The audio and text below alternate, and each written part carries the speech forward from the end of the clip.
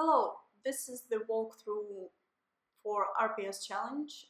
I've already forked RPS challenge and cloned it. So now I have to initialize with RSpec Sinatra. App will be called RPS and main controller will be in app.rb. It asks if we want to override spec helper, we do. So it generated 3 files, let's add them all and make an initial commit.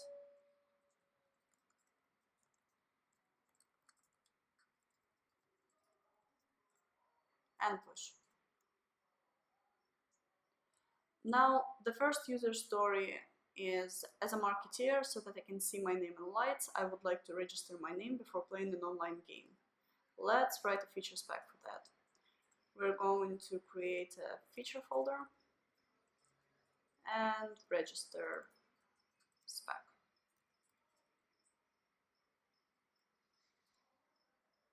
Sorry, you didn't see that. So first, let's require a spec helper. Now I'm just going to copy the description here so we know what we're testing.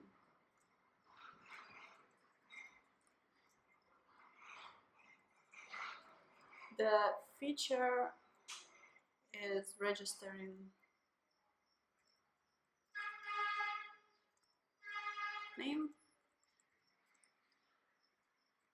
and scenario, register and see my name.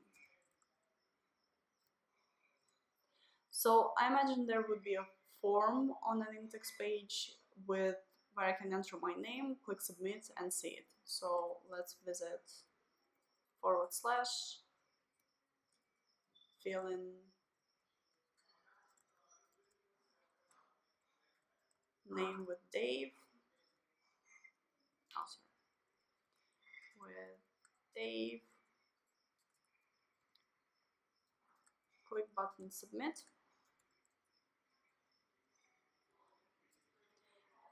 And I expect page to have content Dave. Let's see if it fails. It fails, unable to find field name, because if we go to the controller, it only renders a string. So let's make it render index page. And let's create an index page. So first we create views folder, and in the views folder we create index.prb. And here we'll make a form that will be post to name, and we have one input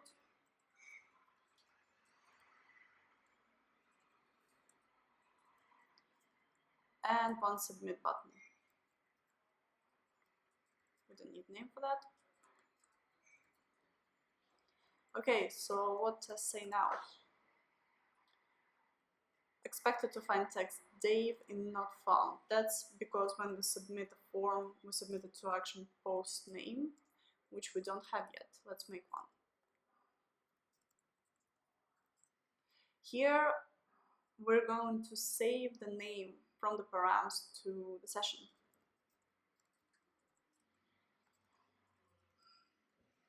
So we can retrieve it later. And redirect, because we don't want to render a view from post action to, let's say, play. Now let's define action play, get play. And for now, just render play. We don't have view called play yet. Let's add one. And let's write hello Dave. We just hard-coded it just to see if it makes sense. It doesn't make sense because I made a typo. It's session. What about now? And now test pass, but of course we have hard-coded Dave here, which is not very good. We should have an actual name. So let's change it. Let's retrieve the name from the session.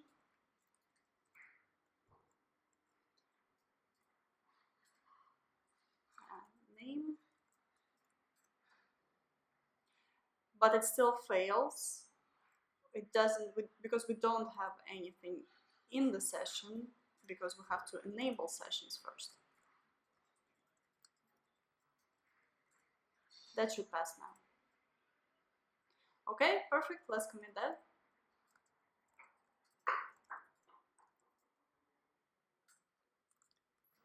That's our user story 1, and let's copy description from register spec.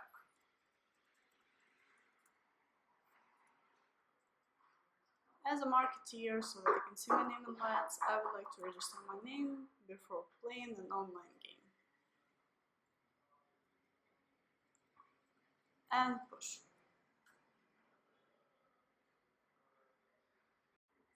Now, the second user story is as a marketeer, so that I can enjoy myself away from the daily grind, I would like to be able to play rock, paper, scissors.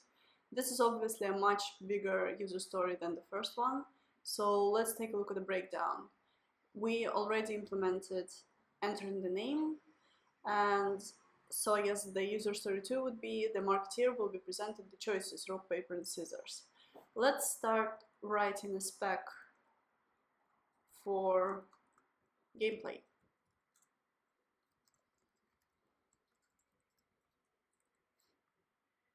Let's copy the whole user story on top. So we probably will have one feature spec with multiple scenarios covering the smaller user stories.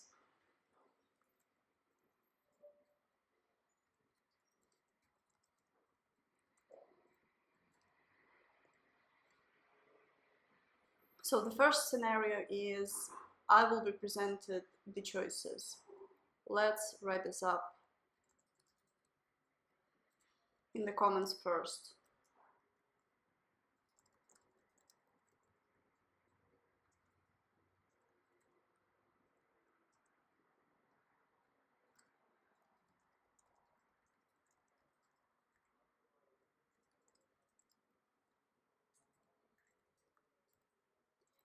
And the scenario is see the shape options.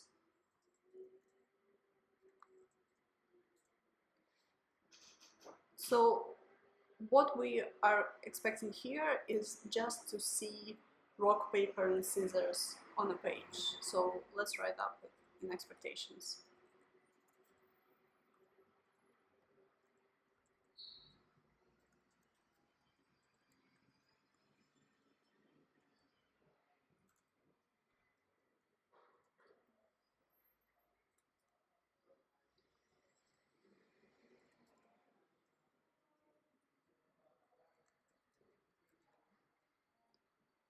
Okay, but we are not actually visiting any pages here.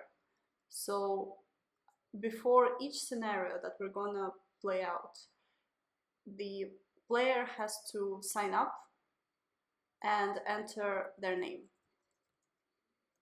So I'm gonna write it in the before block. And in the before block, I'm gonna use what we wrote in register spec. Let's see if it fails.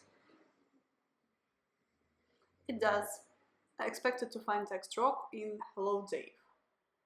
So let's add the text. We're going to play view, and let's just plain add rock, paper, and scissors. Now we have a passing specs. Now it doesn't do much, but this is the minimal amount of work required to pass the tests. So I will call it user story 2, user story 1, 2. Let's commit it.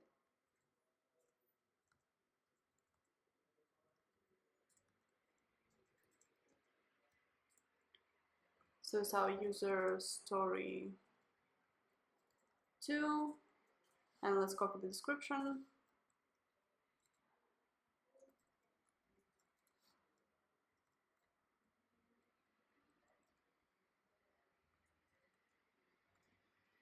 And push.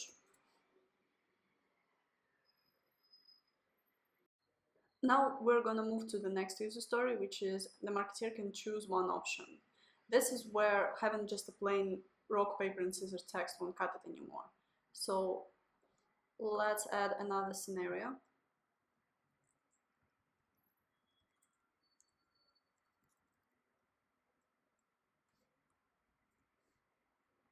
As a marketer, so I can play a game, I want to choose a shape to play.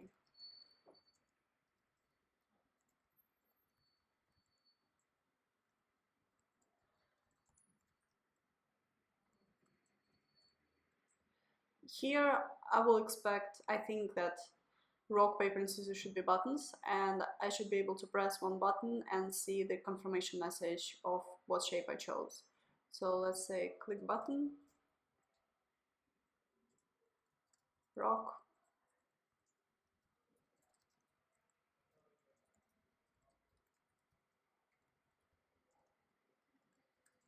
you chose rock.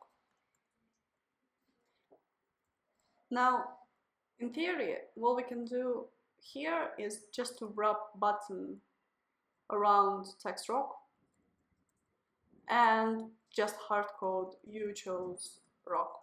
And if we had more tests covering whether we have paper and scissor buttons and the same confirmation message, we could have done this. But we know that this is not what we expect from our system. And if we take a look at the later user stories, like the winner will be declared, we will have to implement this logic. We just put in the work of until the last user story, which is not very practical thing to do. So let's make it an actual form with an actual inputs.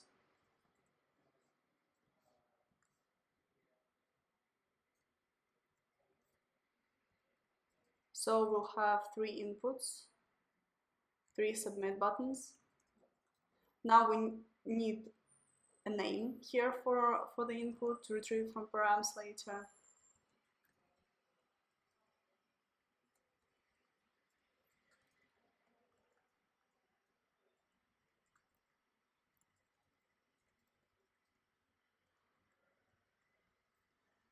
So what happens with tests now?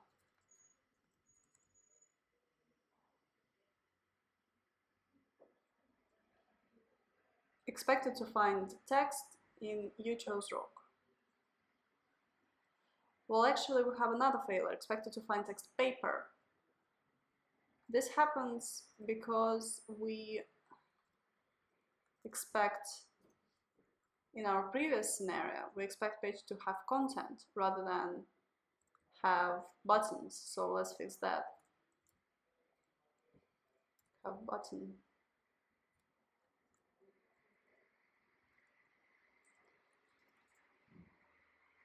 Okay, now we have only one failure. Expected to find text, you chose rock, not found. This is because after we click on each button, we go to post play action, which we don't have yet, so let's implement it.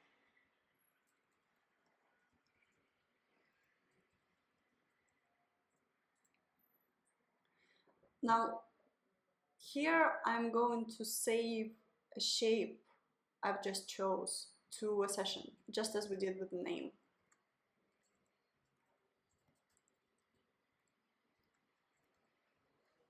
And redirect back to play.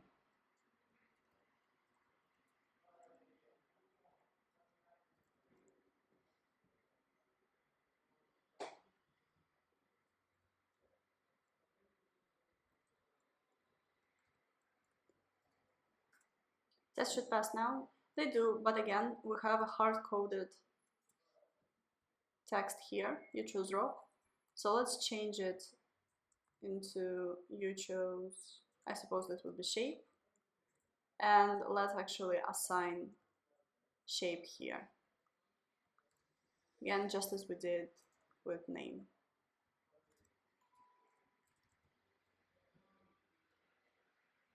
So test should pass again. And they do. This is our user story 3. Select a shape to play, so let's commit it.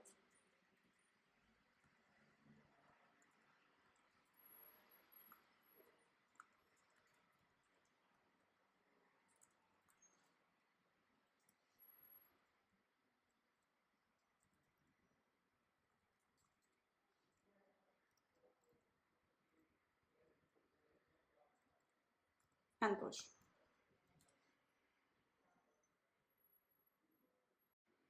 The next item on the list that we have to implement is for the game to choose a random option. I actually can see 2 user stories here. The first one is for the game to just choose an option, and the second one for this option to be random. So let's start with the first one. Let's go incrementally here and add a spec.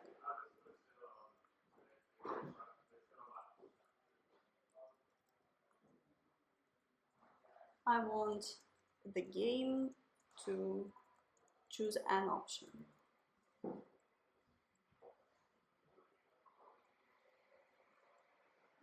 Let's hard code it first, and let's say game will choose rock. So I click button rock 2, and after that I also expect to see the message not only what I have chosen, but also what opponent or the game have chosen. So let's say opponent chose rock. Let's make it fail. It does. So let's go to the controller. And I think that the decision of what shape will the game play should be made in the post action, because right after I press the button. So here I'm going to save another thing to session, the opponent shape. We don't have any params yet, so I'm going to just say rock here. And in play I'm going to retrieve it.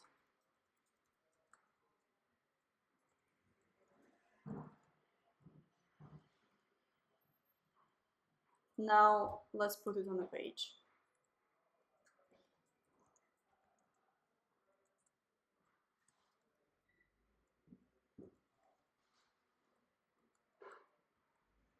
Let's see if test pass. Test don't pass, because we expect rock from the capital R and we have lowercase rock. So let's capitalize it here.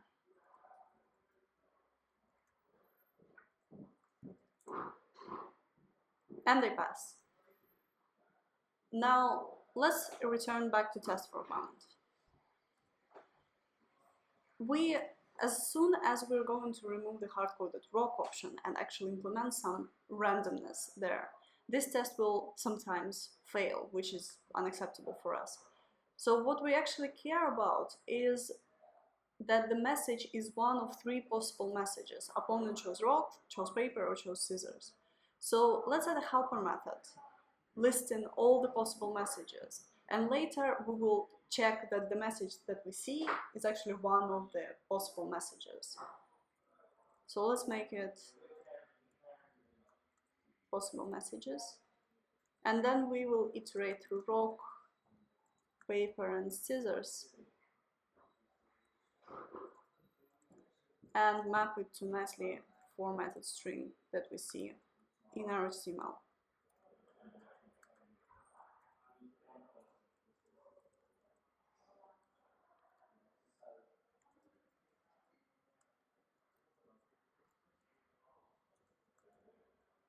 Now we change the test, so we expect possible messages to include the message we'll have.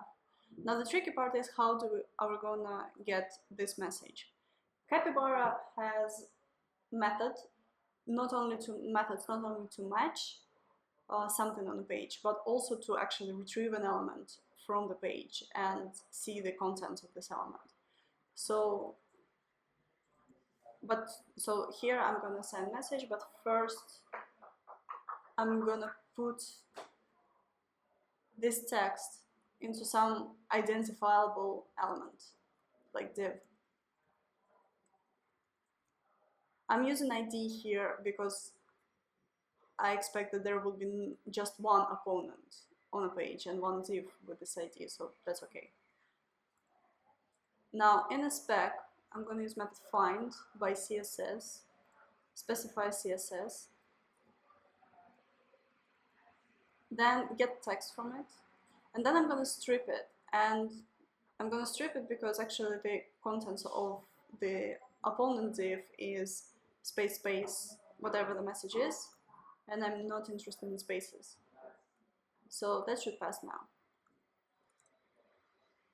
It passes. Let's break it just for the sake of visibility. Let's remove strip, for example. What will happen? It still passes. I guess it doesn't care about spaces. Okay.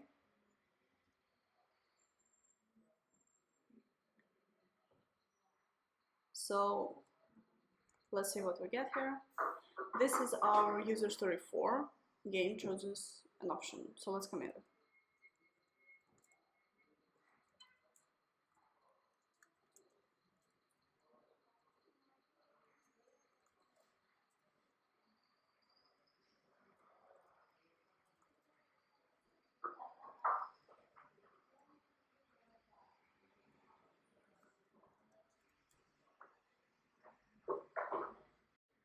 Now let's implement the game actually choosing a random option. We're gonna start with a spec that is quite similar to what we had in this spec, but later we will add a twist here. So let's start with, as a marketeer, so I can play game, I want the game to choose a random option.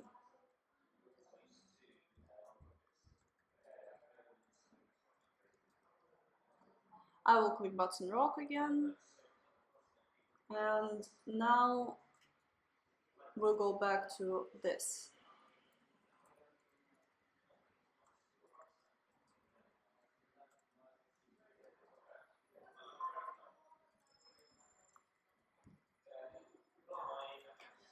Now, what I have to do now is to trick some sort of random function that we're going to call to always return scissors. But I don't know what function I will call, and this is a bit getting ahead of ourselves, so let's leave it as is now. Let's run specs. We have a fail in spec, this is understandable. Let's go back to the controller. Now in the controller, I don't think that, so now we have to put some sort of selecting random shape logic here. And for me it feels like it's a responsibility of a model rather than controller. Our controller does quite a lot even without it. So I'm gonna make a model called opponent, instantiate it, and call method shape on it. So I want this method to return a random shape. Now let's start writing a spec for the model.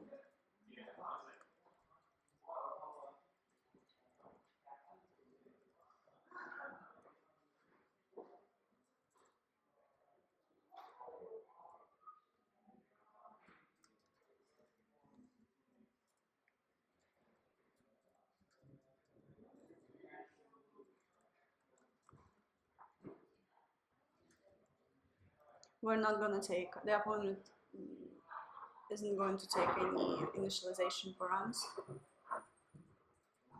So let's describe method shape, and it returns a random shape. So again, it could be one of 3 shapes. So I'm going to put all 3 shapes here.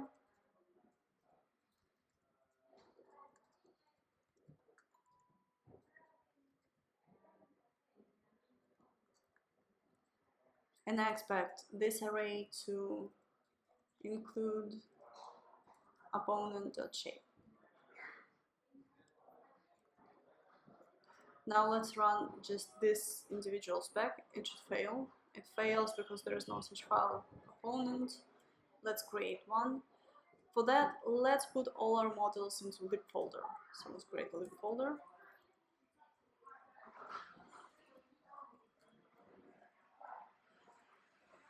We have a class opponent. We don't need to redefine initialize, so let's define shape. And what we do here is rock, paper, scissors, sample. Sample will return the random element on an array. And it passes. And I feel like I'm repeating myself with this array rock, paper, scissors. So let's store it in a constant. Possible shapes.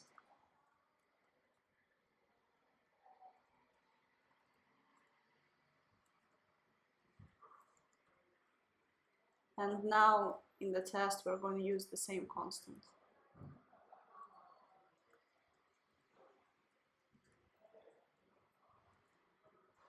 The test should pass still. And it still passes. That's great. So now let's return back to our feature spec. And it still fails because it returns our opponent chose paper. Or if we run it again, it will pass because it returns scissors. Run it again, scissors again. Now it chose rock, so it will be a weird test suite if we leave it like that. So we're going to use srand function.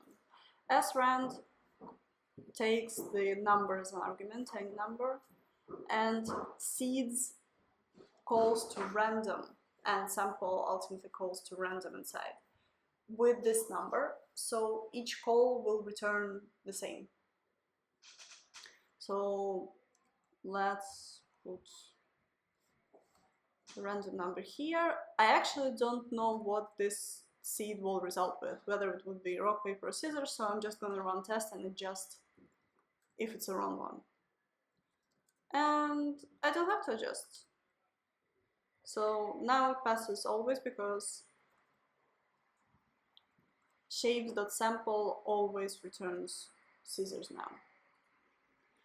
And if we have these magical numbers, it's better to have them as constants as well, especially if we need them in the future. So let's call it seed or place seed.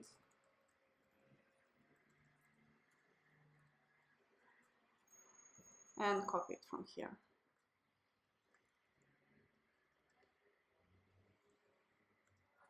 And call place seed here.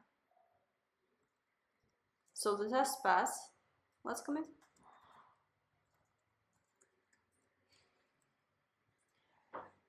And this is our user story 5.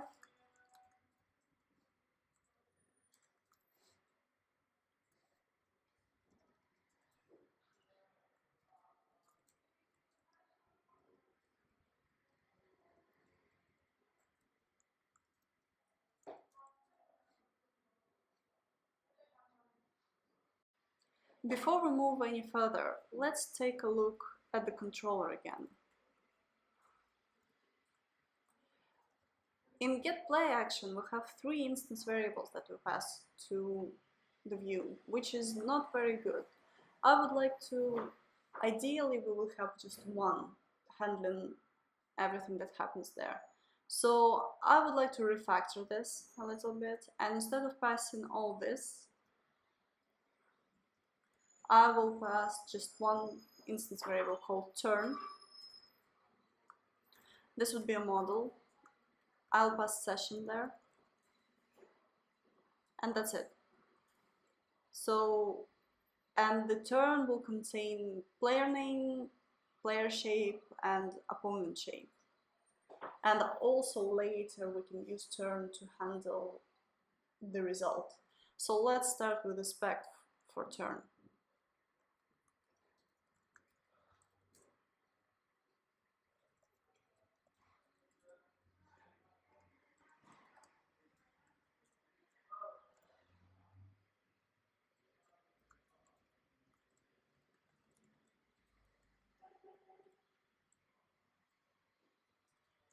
we will initialize it with some options. Let's define those options.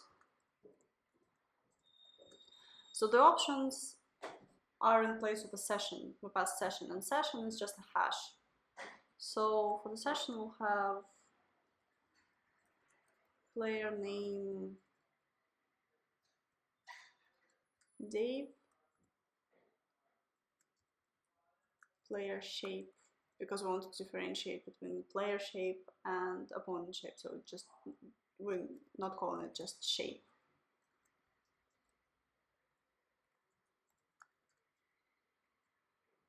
And opponent shape rock too. So let's see. Let's say this is a draw situation. So what do we want to do with it? We wanted just to have attribute readers for all three parameters. So let's start with player name.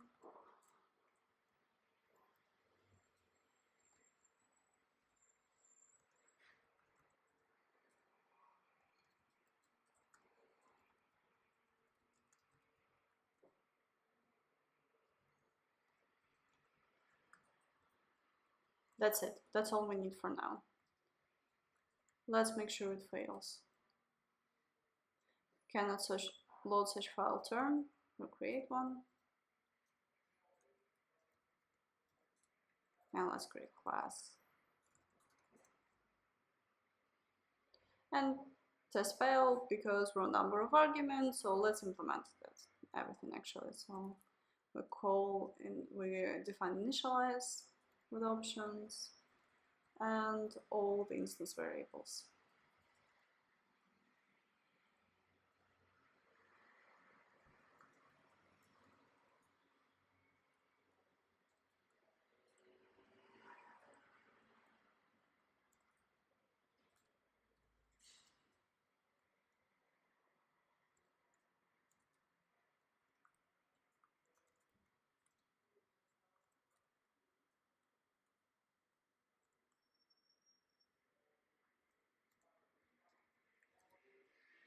Okay, all three are there, but for the test to pass, we just need one reader player name.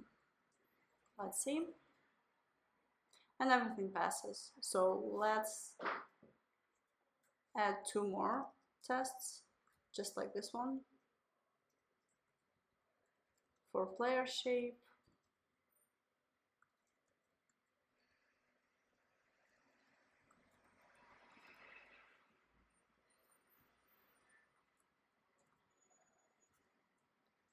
for opponent shape,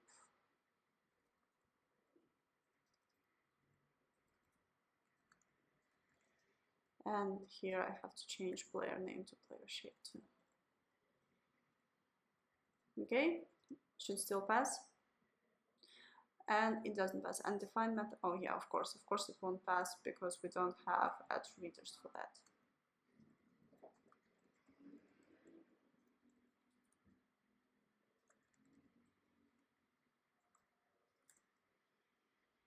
Okay, good. Now let's get rid of all these ugly instance variables and replace the calls from, now we have, instead of name, it's turn player name. Instead of shape, it's turn player shape, and we have to format it prettily. And instead of opponent shape, it's turn.opponent shape. Should still pass. It doesn't pass. And why doesn't it pass? It doesn't pass because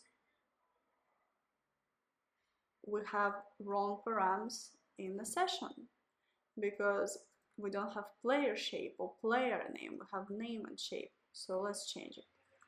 Here, when we register, we set player name. Here, it's a player shape. Let's see. Still one failure. And this is fail on play spec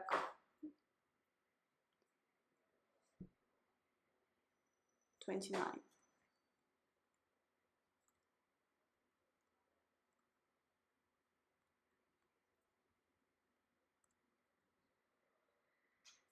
You chose rock, and it says you chose nothing, which is weird. Let's see. So what we pass, we get play, of course, player shape. Okay, now we have passing tests. So, okay, this was a refactor. I think it deserves a separate comment.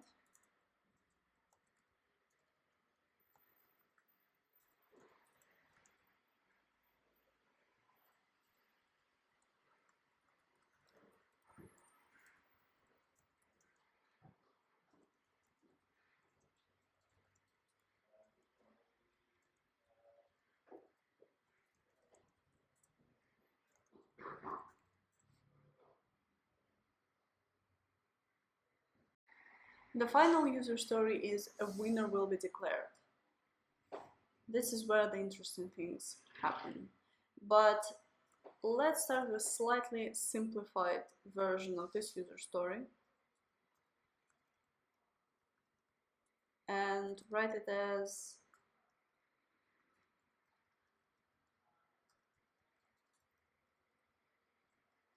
a marketeer, so I can play a game, I want to see if I win.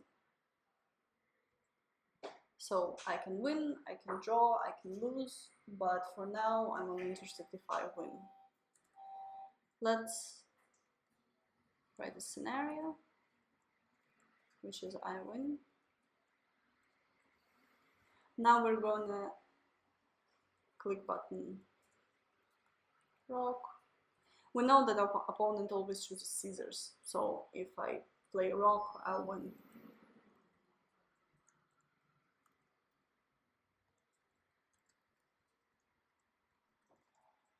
And actually for opponent to choose scissors, we have to seed it with the same seed we already used.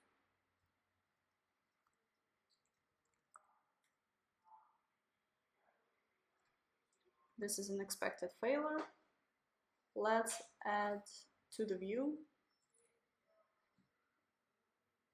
So let's say that if I win, which is, I think, the responsibility of the turn.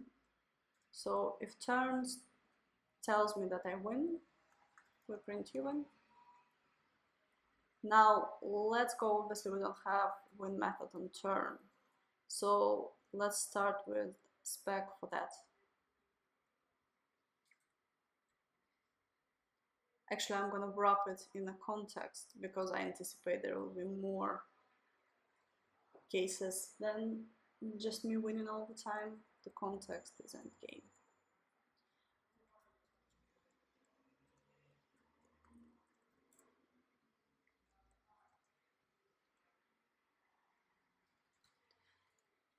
So what will it do? It will be true if player shape is rock and opponent shape is scissors. This is the scenario described in the play spec.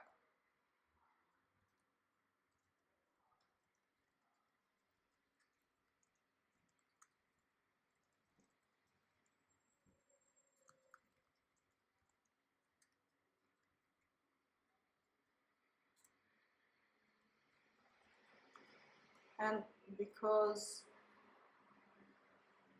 okay, so let's modify it slightly differently so we can reuse it. Let's change opponent shape to scissors here, change our test a little bit, and now we expect turn win to be true, to equal true. Let's see what happens now. Ooh, bad things. Undefined method win. That's defined.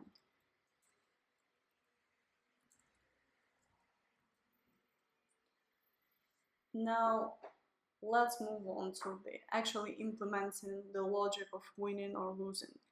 So Again, anticipating that we'll have more, or actually even without that, I think we will have a private method result here that will take care of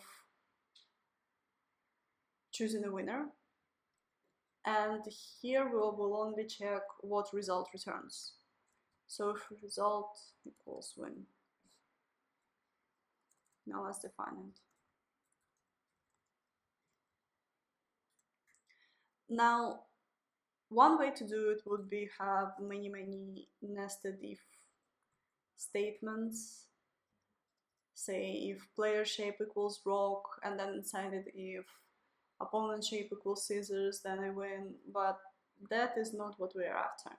We can implement it much more elegantly with some sort of a lookup table. So let's make this lookup table. Let's store it in a constant, call it game rules. And then for each shape, for rock, paper, and scissors, we will start a hash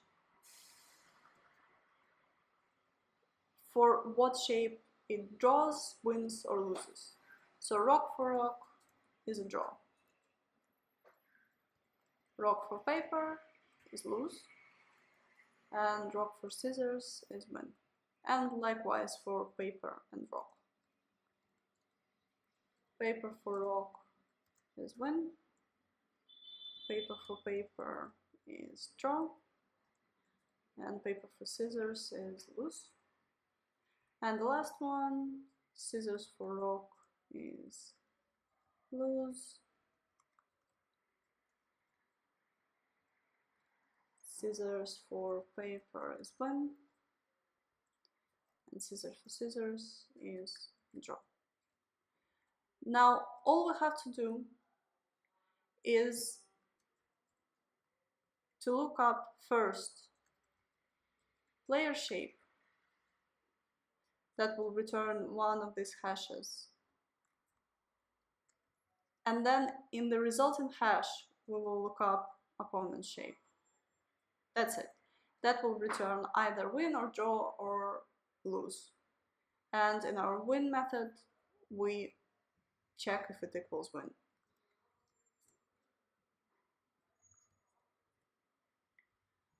Aha, undefined method braces for nil class. Let's see what happens here.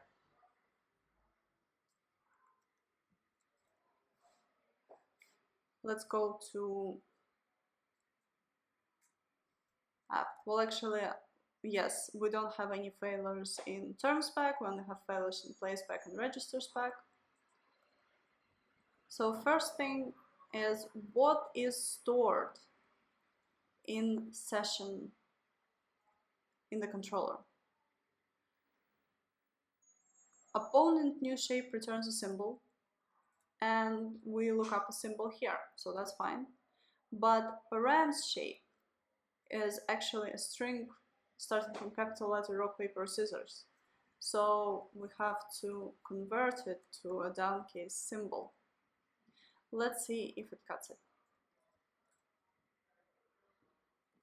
It doesn't. And why doesn't it do it? Let's see where is the first failure. Play spec number 18. Let's go to play spec number 18. This is here. We expect to see shape options, so what can be wrong here? What can be wrong here is we are asking for win turn that will look up opponent shape and player shape, which were not defined at this point. So right after we just entered our name and see the page, there is nothing passed yet. There is no shapes. So let's add a safeguard here, which would be return if opponent shape is nil.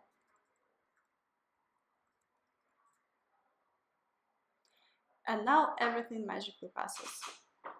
So this is our first scenario, whether that shows if I win as a player. Let's implement the rest too. So we'll go to play spec first.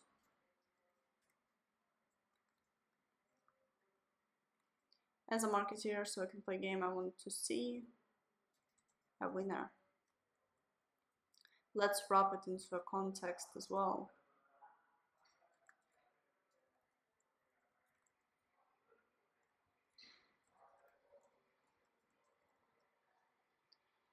And in this context, we'll have to seed it. Let's define a before block.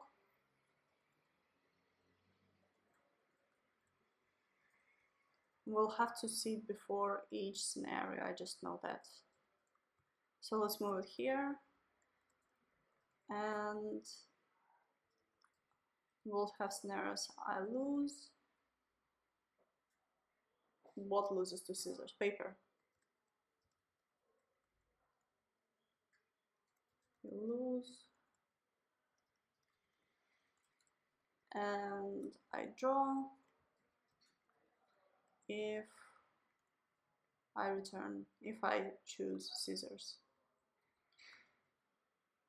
But of course we don't have any methods to lose or draw yet. So let's go to turn spec and write a spec for these two methods. So by analogy with win, that would be lose. We'll return true if player shape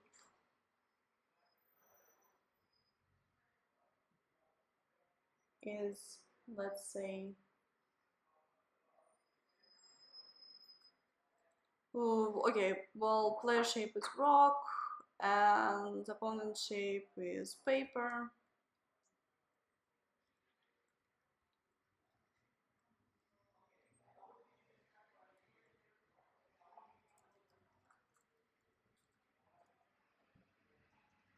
And draw if player shape is rock and opponent shape is rock as well.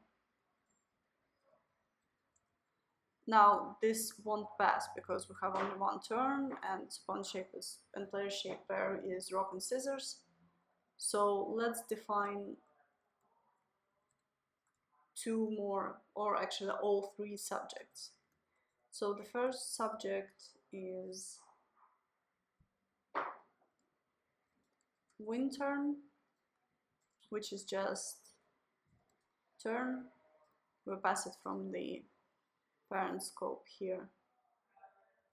Second one is a lose turn, which would be described class that new with some lose options. And the same is for draw. Now let's define lose options and draw options. Lose options are, well, the name would be the same, wouldn't it?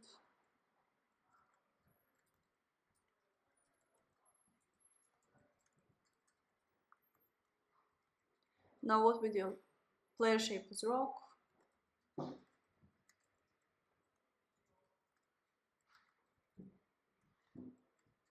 and opponent shape is scissors. Oh, no, of course it's not scissors, it's paper. So that's how we'll lose. And we draw if player shape is rock and opponent shape is rock too. Now it should pass. Of course it doesn't pass because we also have to actually define those methods. Let's do that.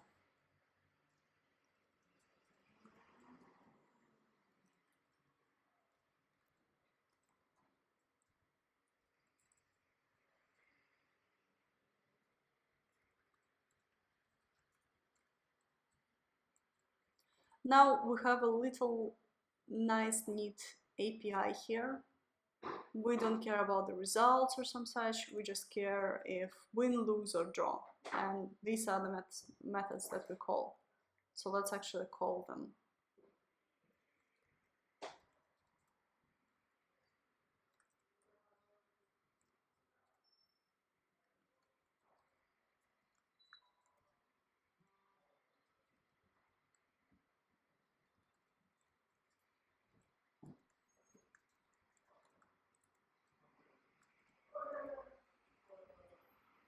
and else, because there are only 3 options.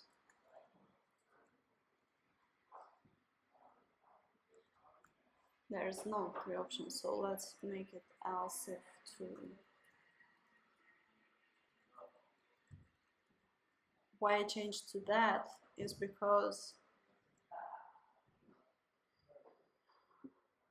no, we could have done with else, but let's make it explicit. Let's make it so we have only 3 options and we list all these options here. Okay. So what is falling? What is failing? Turns back. Opponent return lose if player shape is rock and opponent shape is paper. Let's see what happens. So player shape here is rock, opponent shape paper. Oh yes, of course, because we use turn everywhere instead of win turn and lose turn. So this is the win turn, this is the lose turn, and this is a draw turn. Now it should be alright. Almost. Undefined variable method draw options. What about now? And now everything passes beautifully. So let's commit it. This is our user story 5. Let's just say end game. Or even declare a winner.